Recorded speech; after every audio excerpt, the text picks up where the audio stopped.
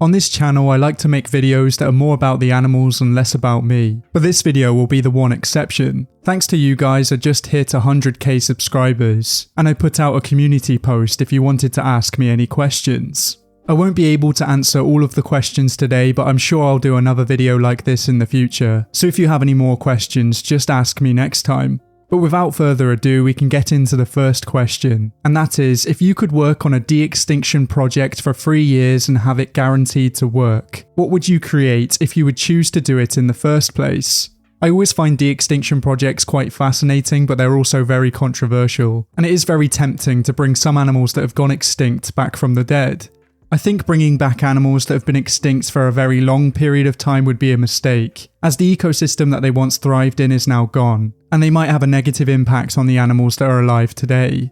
I think there's a valid argument to bring back animals that we hunted to extinction, such as the dodo and the passenger pigeon, and I'm pretty sure most people would want to see the thylacine back in Australia. For that reason, I'd probably go with those 3 creatures, but let me know what you would choose in the comments down below. If you could have prevented just one animal from each continent from going extinct, what animals would you choose? For Oceania, I think I've already gone through the animal that I would choose in the thylacine, as it was simply such a unique predator. For Asia, I'd probably go with the bargee. It's another species that suffered due to dam building and pollution, and I think river dolphins are such unique creatures, and we should do everything that we can to protect the river dolphins that we still have. It's a bit harder to choose an animal from Europe, but I'd probably go with something like the European cave lion, because the majority of Europe's megafauna went extinct thousands of years ago, and it would be great to see a big cat in Europe. South America's another tricky one, because if you go far enough back, there are plenty of megafauna, and I'd probably go for one of the ground sloth species. For Africa, I've kind of cheated, and I've gone with the great auk, because even though this bird was mostly found in the northern Atlantic, there was also records of it in Morocco. This species was a very large bird and it looked a lot like a penguin, and even though it was put into a genus that has the word pingu in it, it was not closely related to penguins. Their extinction was mostly due down to hunting and egg collection, and it would be great to have them back. For North America, I would 100% bring back Stella's sea cow, as this species was a member of the dugong family, but it was much larger. It could reach lengths of up to 9 meters long. And once again, it was another species that was hunted to extinction by humans. Antarctica was once again quite a tricky one, but there was a species of penguin that used to live there that could reach 2 meters tall, so I've chosen to go with that species.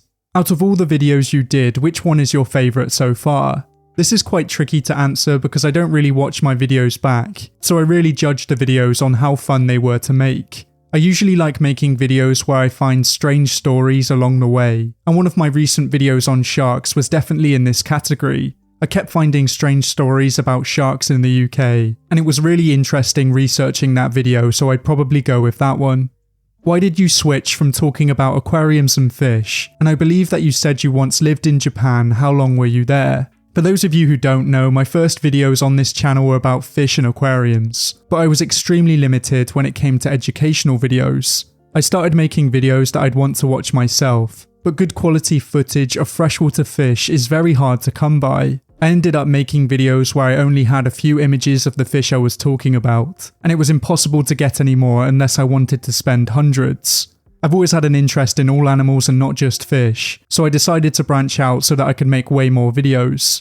For the second question, I haven't actually lived in Japan, I've just gone there on holiday, and I think when I decided to make the channel I was in Japan, and I just liked the name Tsuki.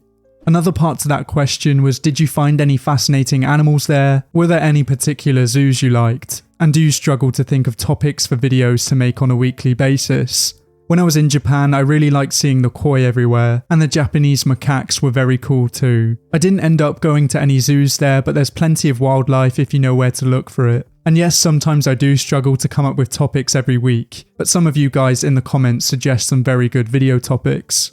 What's your favourite animal species that most people have never heard of? I think most people who watch this channel have quite good knowledge on wildlife, and I think most of the animals that I would name most people would know. Every now and again I come across animals that I've never heard of, but the most shocking examples of these are mammals. When I come across a mammal that I've never heard of before, it's very strange, and there are some really weird looking ones out there.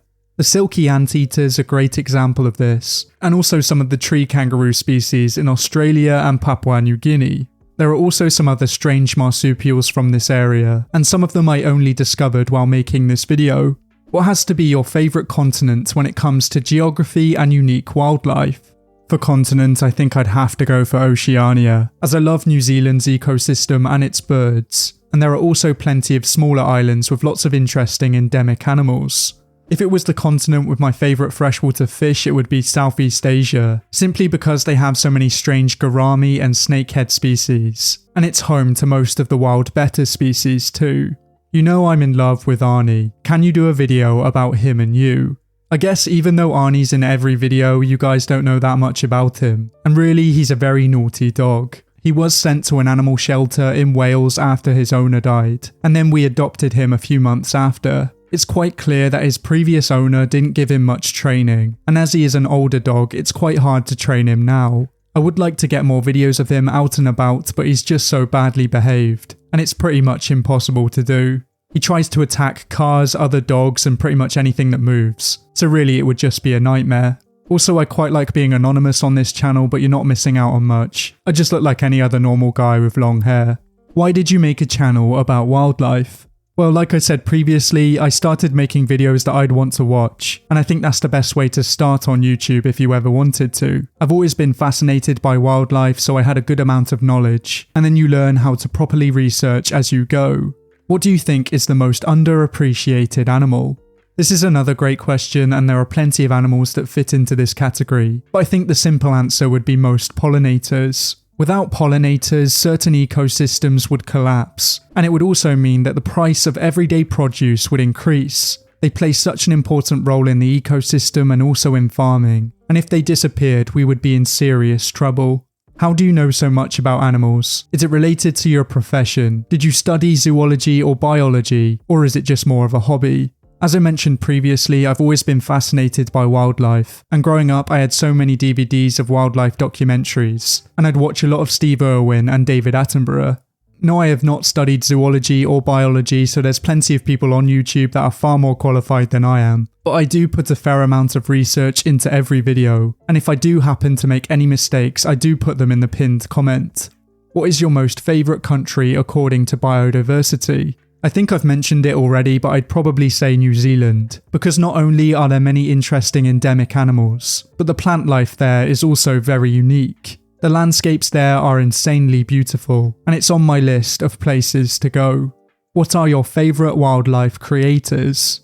Personally, I think one of the channels that has made the biggest impact is Brave Wilderness, and their channel reminds me of Steve Irwin in a way, because it's aimed at a slightly younger audience, but it inspires young people to care about wildlife. Also, watching coyote get bitten and stung is very interesting, and to actually see the team locate and find these animals in the wild is amazing. If you're talking about wildlife content in general, I don't think anyone compares to David Attenborough. He truly is a national treasure, and he's inspired so many people around the world to care about wildlife. What's your favourite mammal, reptile, bird, amphibian, fish, and invertebrate species? I think this changes all the time, but like most people, I love the capybaras. I also love the blue-tongued skink because it's a bit of a potato. My favourite bird is always going to be the kakapo. My favourite amphibian is the axolotl because I had one and also because they have some superpowers. My favourite fish would be the giant snakehead. They have a very bad reputation, but they're very interesting fish. And my favourite invertebrate would probably be the Australian cuttlefish, as they're very intelligent, very large, and they have quite a few interesting abilities.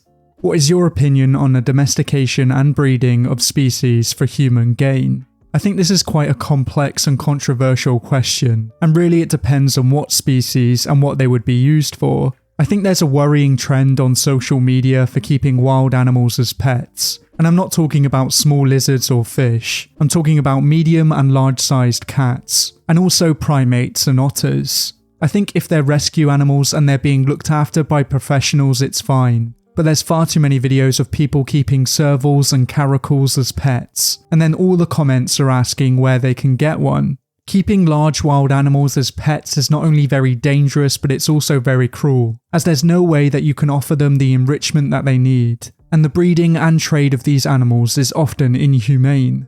The Savannah cat is a great example of this, and if you are unaware, a Savannah cat is a hybrid between a domesticated cat and a serval. But in most cases, these two animals do not want to breed with each other. These cats are very popular on social media, and far too many people don't look at the ethics behind it. I think other forms of domestication are okay within reason, but it all depends on how the animal is treated. There are far too many examples of animal abuse for human gain, and when an animal is seen as a product, its well-being is usually thrown out the window. What is your favourite dinosaur? My favourite dinosaur is really quite a boring one, but it's all because I used to play the Jurassic Park game Operation Genesis. This game was like a Jurassic Park builder, and I always used to buy the Parasaurolophus. I don't know if that's how you pronounce it or if it's Parasaurolophus, but I remember them being very calm and gentle dinosaurs in the game, and they were my favourite from then on. What's your favourite big cat? If I was choosing from your conventional big cats, I'd probably say the jaguar, simply because it's so powerful and it can take down large caiman. But if I was going for slightly smaller big cats or medium-sized cats, I'd probably choose the clouded leopard. They have incredible markings and they also have a very strong, bulky head, and I've always thought that they were very interesting. Are you a full-time or part-time YouTuber? I started off part-time, but I've been full-time for over a year now, and the channel keeps growing year on year. Do you plan on making anything like a Patreon or channel member system? I used to have a channel member system, but I stopped doing it because I put all of my time into doing 2 videos a week, and I didn't really have any time left over to make extra content. Do you create all of your content on your own? Do you have or need someone to edit, script, research and/or create thumbnails for you? Do you need someone to create a new channel logo, profile pic, banner, channel art and/or intro? Yes, I do all of the work on my own. I quite like keeping it simple. But if you were looking for work in that field, I'm pretty sure there are plenty of other creators that could do with your help. And I'm sure if you committed to it, you could even do well on your own channel. What's my favourite animal that's an invasive species? I think this is a very important question because some people get the wrong message from my videos, and they start to villainize invasive species. I try and mention as much as I can that it's not the animal's fault that it's invasive, and most invasive species have been introduced by humans. I get the same comment on every video saying that humans are the worst invasive species, and of course this is very true, but it's also obvious. Saying that, I'd have to say that my favourite animal that's an invasive species is the raccoon, because I just love how cheeky and intelligent they are, but of course they're invasive over large parts of Europe and Japan. Are you actually the dog at the ending? Yes. Why do you put Darth Vader in almost every poll? I think this is the most controversial part of my whole channel. It first started off as a joke and then I stopped doing it, but then people were mad that I stopped doing it. I started putting Darth Vader back in every now and again, and every time I didn't put it in, people would riot. It's gotten to the point where people get really mad if I put it in, which is just strange. So I've started using his name a little less in polls now. And again, what's with the Darth Vader on every community question, are you a Star Wars fan? The short answer is yes, I grew up with the prequels and I love that era of Star Wars. And yes, I know they're bad movies, but I grew up with them. I also love the original trilogy, but the sequels I'm not a fan of. But I will gobble up all the series that Disney put out. But that's about all the questions I'm going to answer in this video. As I said at the start, I'm sure I'll do this again at some point. So if you've got any more questions or I didn't answer your question, just save them till next time. But for now, thanks for watching, I hope you enjoyed. If you liked it, please leave a like and subscribe if you want to see more videos like these. But until next time, goodbye.